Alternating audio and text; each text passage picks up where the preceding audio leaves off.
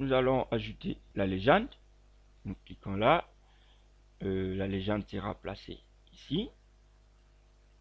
Vu la quantité d'informations que nous avons sur notre projet, nous allons essayer de faire en sorte que cela soit présentable. Comme vous le savez, RFS Academia est un programme spécial de la société RFS Consulting qui offre des formations professionnelles avec certificat. Pour ceux qui vont s'inscrire, verront tout ce que nous allons dire à présent en détail. La formation est bien organisée. Vous pouvez suivre cette formation en distance comme en présentiel. D'abord, lorsque vous ajoutez la légende, l'objet sélectionné du côté droit, vous avez le propriété de l'objet. Si on veut par exemple ajouter les titres, on peut écrire la légende, mais ce n'est pas si important. Et là, vous avez la carte. La légende est liée à quelle carte? Pour nous, c'est à la première carte. Nous n'avons qu'une seule carte pour le moment. Ici, vous avez par exemple, vous pouvez activer les retours à la ligne. Après, par exemple, vous déterminez le nombre de caractères.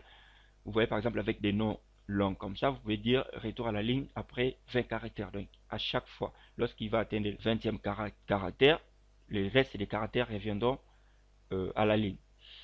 Et là, nous avons une disposition. Vous pouvez faire en sorte que les symboles soient à gauche ou à droite. Là, c'est à gauche. On peut changer pour mettre à droite.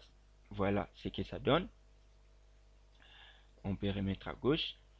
Vous pouvez ajuster au contenu. Donc, ajuster tel qu'il a s'est ajusté, on peut décocher. Mais si on veut apporter des modifications à la légende, vous voyez, si j'accède là, ça ne marche pas. Pourquoi? Parce que je suis toujours en mode automatique. Ça veut dire l'interface de mise en page a récupéré des informations de façon automatique dans le projet. Pour apporter des modifications, nous devons décocher mise en page auto. Et une fois là, vous voyez, on peut maintenant apporter des modifications avec les options qui sont là. Parce qu'une fois mise à jour auto est cochée, vous voyez qu'ici, rien n'est activé. Donc, on ne peut pas accéder à ces outils. Par exemple, déplacer, organiser les différentes entités, ajouter un groupe, ajouter la couche à la légende, supprimer la couche sélectionnée, ainsi de suite. Renommer une couche ou pas mal d'informations qu'on peut faire. Ajouter par exemple une expression à la couche vectorielle. Pour cela, pour avoir accès à tous ces outils ou options, vous devez désactiver mise à jour auto. On va utiliser juste les options qui sont là. Ça veut dire on va demander au logiciel de ne montrer que les entités à l'intérieur de la carte liée. Soit encore de ne montrer que les entités à l'intérieur de l'entité Atlas courante. Donc on peut faire en sorte que seulement les objets, seulement les informations, par exemple des aires de santé, les points d'intérêt qui sont à l'intérieur de l'Atlas courante soient affichés à la légende. Sur la légende, allais-je dire. Soit encore, on peut faire en sorte que seulement pour l'emprise, donc ça veut dire toutes les informations de cette emprise soient affichées, pas les restes, pour ne pas charger la légende avec pas mal d'informations. Voilà un peu ce que nous avons.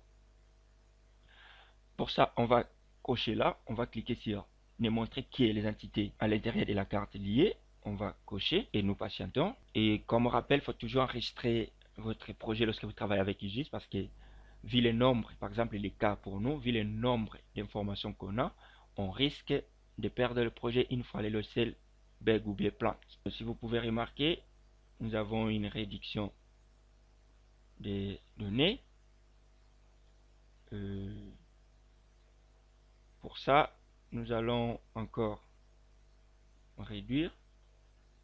Je pense qu'on va prendre de l'Atlas aussi. On va aussi cocher. On va enregistrer.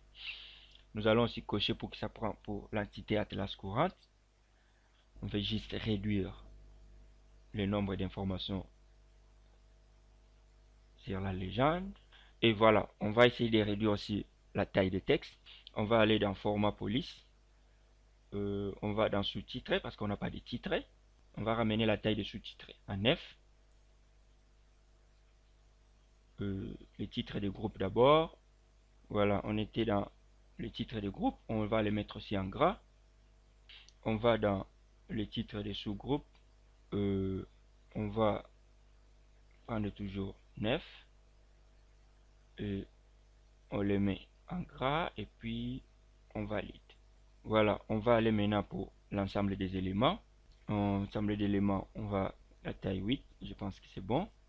Et voilà, je crois que là, on va un peu réduire parce que c'est déjà majuscule. Si on laisse à 9, c'est trop, on le met à 8. Et autre chose que vous devez savoir, cette légende va changer de façon automatique par rapport aux informations présentes sur l'interface. Si nous changeons pour aller sur l'aire de santé, par exemple, contenant plus d'informations, nous allons voir que la légende va s'adapter aussi de façon automatique. Tel que là, ici, vous remarquez qu'il n'y a pas de réseau hydrographique, il n'y a pas de rivière ni cours d'eau. Et sur l'espace légende, vous remarquez que sur voie de communication, nous n'avons pas le cours d'eau ni rivière, parce que sur l'interface, nous n'en avons pas. Lorsque ça sera sur l'atlas d'une aire de santé ayant ces informations, la légende va s'adapter aussi de façon automatique. Voilà, après avoir changé la taille des polices, nous avons la colonne. Si par exemple on change, on veut qu'on ait plusieurs colonnes, on peut mettre là par exemple 3. Voilà, avec 3 colonnes, c'est que ça donne. Donc on va essayer un peu de voir si ça marche pas du côté droit. On viendra placer la légende ici en bas. Là, nous avons d'abord ce qui est là. En dehors des colonnes, on va dans symbole. On peut aussi réduire la largeur des symboles et aussi la hauteur des symboles. Vu que notre projet contient plusieurs informations, on est en train d'aller lentement, sinon les logiciels risquent de me planter. Voilà, on va réduire aussi la hauteur. C'est bon, je pense, soit on peut encore réduire, mais toutefois là c'est bon. Et à part symbole, nous avons espacement. On va réduire les espaces. D'abord l'espace titre, l'espace qui est là-haut, c'est ce qu'on veut réduire. Au lieu de mentionner les titres légendes, nous on va laisser comme ça, on sait déjà que ça c'est la légende. Espace au-dessus du groupe, au lieu que ça soit 3, nous allons ramener à 1. Et c'est déjà bon. Pour les éléments de la légende, l'espace entre les symboles, on peut aussi réduire à 1. Nous allons essayer de ramener la légende à une seule colonne. Voilà, j'espère là c'est bon. Ça va suffire. Il y a certains textes qui sont un peu longs. On va maintenant à partir de là faire double-clic.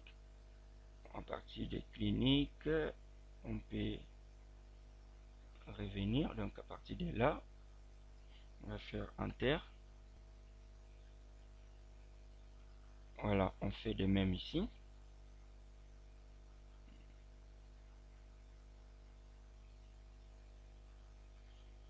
Voilà, on va faire aussi pour cellules communautaires. Cellules d'animation communautaire. Ok.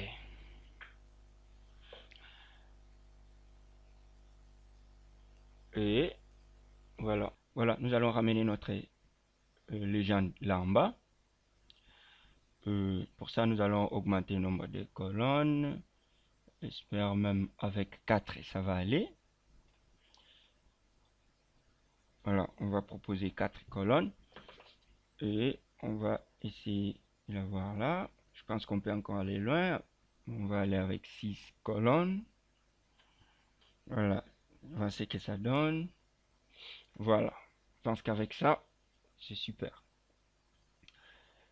On va ramener la légende là en bas. Ok, voilà. Et je pense que c'est bon.